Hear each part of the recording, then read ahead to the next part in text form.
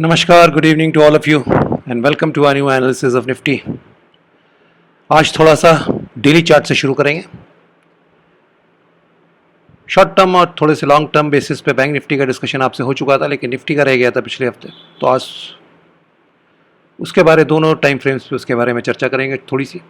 तो late us start with the daily time frame. ये वो डेली चार्ट है निफ्टी का जो हम लोग इस फॉल को पूरा कवर करता है 7512 से, और उसके बाद का ये राइज है। तो इससे पहले हम लोग आगे बढ़ें, एक चीज़ जो पहले हम लोग देख लें कि आप इस फॉल को चाहे यहाँ से लें चाहे यहाँ से लें। Let us see the time projection that we have already consume. You see the entire move, इस पूरे मूव ने जितना टाइम लिया था, इस राइज ने it has almost taken 1.618 times that time till now. हमने 1.618 टाइम्स टाइम ले लिया है इस फॉल का, कंज्यूम कर लिया है इस राइज के लिए। ये एक की पॉइंट है इस एनालिसिस के लिए, और इसको हम लोग आगे अभी चर्चा में लाएंगे। But remember this because this will play a key role in determining what we are doing. So इस पूरे फॉल को और इस राइज को अगर हम एनालाइज करें तो सिर्फ और सिर्फ दो चीज़ें पॉसिबिलिटी, और वो किसी रॉकेट साइंस की ज़रूरत नहीं उनके लिए। पहली पॉसिबिलिटी, या तो हमने करेक्शन यहाँ पूरा कर लिया और निफ्टी एक नए ट्रेंड में जा रहा है ऊपर की ओर, या अभी ये करेक्शन चल रहा है। तो दोनों के बारे में एक एक करके बात करेंगे। तो first let us start with the straight thing, that means if we have completed the correction here. अगर हमने 7512 पे करेक्शन पूरा कर लिया है तो सीधी सी बात है, करेक्टिव मूव के बाद या तो एक्स वेव आनी चाहिए या तो फिर एक नए ट्रेंड की शुरुआत मिलनी चाहिए हमें। ये एक्स वेव है नहीं, ये क्लियर है। वो इसलिए क्लियर है क्योंकि जो टाइम इसने अब तक यहाँ से यहाँ तक का ले लिया राइज करने के लिए, अब एक्स वेव अगर इसको होना था तो इसको फिर इस ऑल टाइम हाई के ऊपर चले जाना चाहिए था। तो now you cannot mark an X here. If entire correction is complete here, this cannot be an X wave. तो सीधी सी बात है, फिर हम इम्पल्स बना रहे हैं, और अगर हम इम्पल्स बना रहे हैं तो उसमें कोई बहुत अचंभे वाली बात नहीं है। बस कुछ चीज़ें हैं जिसको इसे फुलफिल करना पड़ेगा। उसमें पहली वेव यहाँ पे हम पूरी कर रहे हैं मोस्ट प्रॉब्ली, दूसरी वेव हमने यहाँ पूरी की, यहाँ कर लीजिए यहाँ कर लीजिए, आपके ऊपर है। फिर हम तीसरी पे चल रहे हैं, और इस तीसरी वेव का अब आप गौर कीजिए कि फर्स्ट वेव अब एक्सटेंडेड नहीं हो सकती है, और ये एक इरेगुलर करेक्शन हमने बनाया है। जैसे ही हमने बिना नॉन एक्सटेंडेड फर्स्ट वेव के साथ ही एक इरेगुलर पैटर्न करेक्शन का बना दिया सेकेंड वेव में, तो ये हमने एक तरीके से मार्केट ने बता दिया है कि अगर ये इम्पल्सिव वेव है तो थर्ड वेव एक्सटेंड होने वाली है।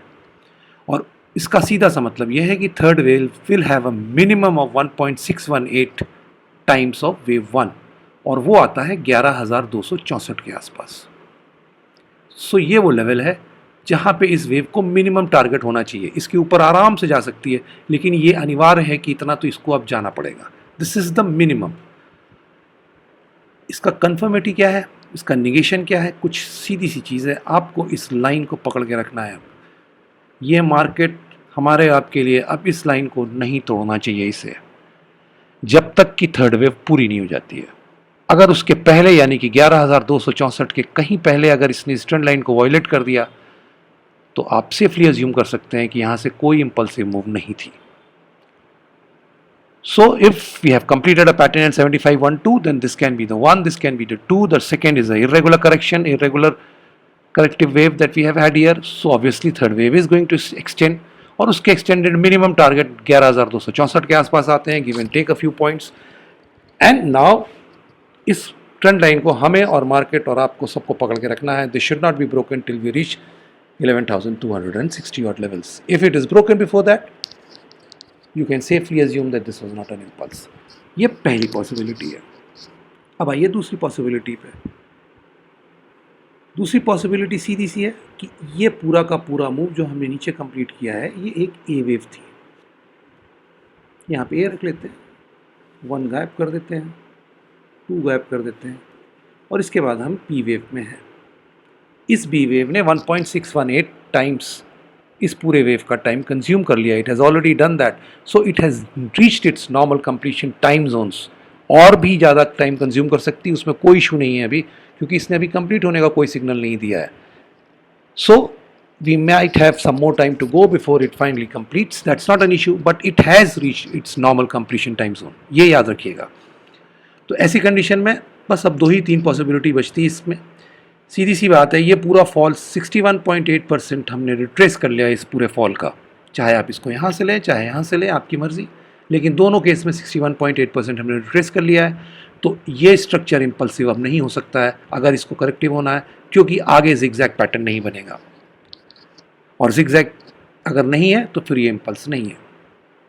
दूसरी पॉसिबिलिटी, ये एक्स वेव नहीं है जैसे हमने पहले डिस्कस किया, तो अब इसके बाद कोई कंप्लीट करेक्टिव पैटर्न आपको मिलेगा, इसकी प्रोबेबिलिटी कम है. तीसरी, यहाँ से हम कोई ट्राइंगल नहीं बना रहे हैं, ये मार्केट ने कंफर्म कर लिया.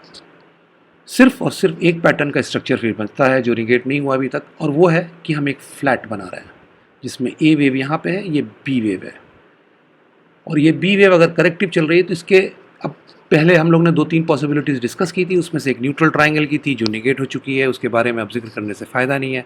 अगर ये डायमेट्रिक है तो बनने की कगार पे है, it is almost reach its final destination. थोड़ा सा और ऊपर नीचे हो सकता है, that is a different issue, वो शॉर्टर टाइम फ्रेम में पकड़ में आएगा, वीकेंड पे उसको देखेंगे हम लोग. या फिर ये एक ABC स्ट्रक्चर है जिसमें सी वेव चल रही है जो एक टर्मिनल इम्पल्स हो सकती है.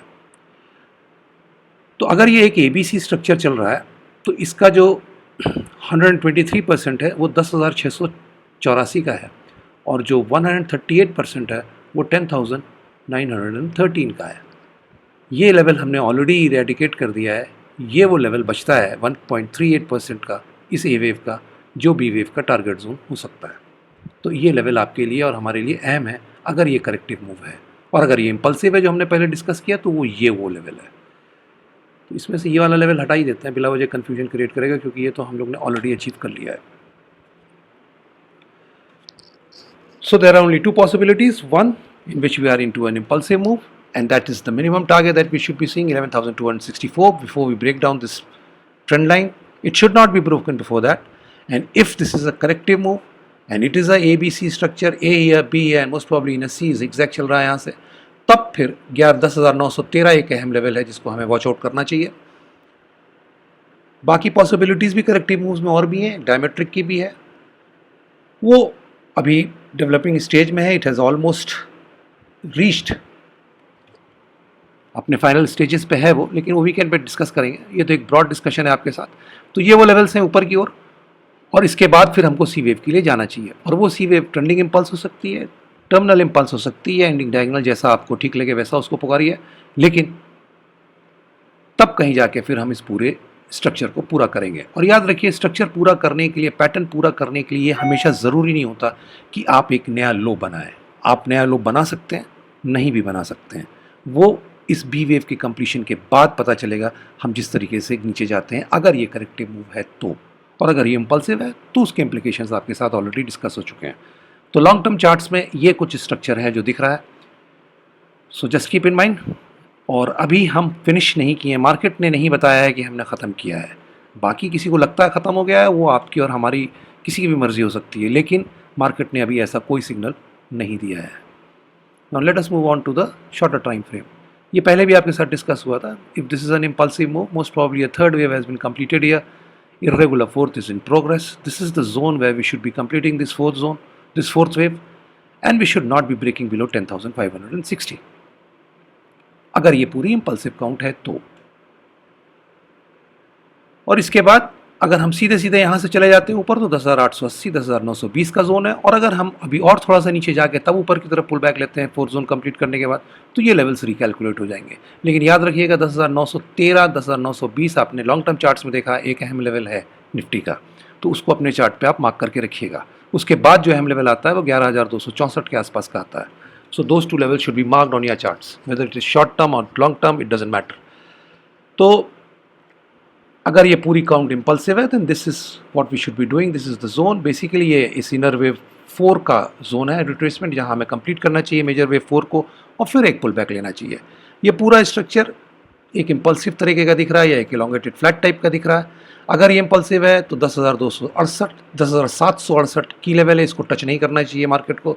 थोड़ा बहुत ज़रूर पुल बैक हो सकता है हमारा इस पूरे का 38%, that works around 10,740 to 10,750 levels, हम वहाँ तक पुल बैक ले सकते हैं, लेकिन हमें इस लेवल को टच नहीं करना चाहिए। फिर 10,768 हम जैसे ही इसको टच कर लेंगे फिर further fall will be doubtful.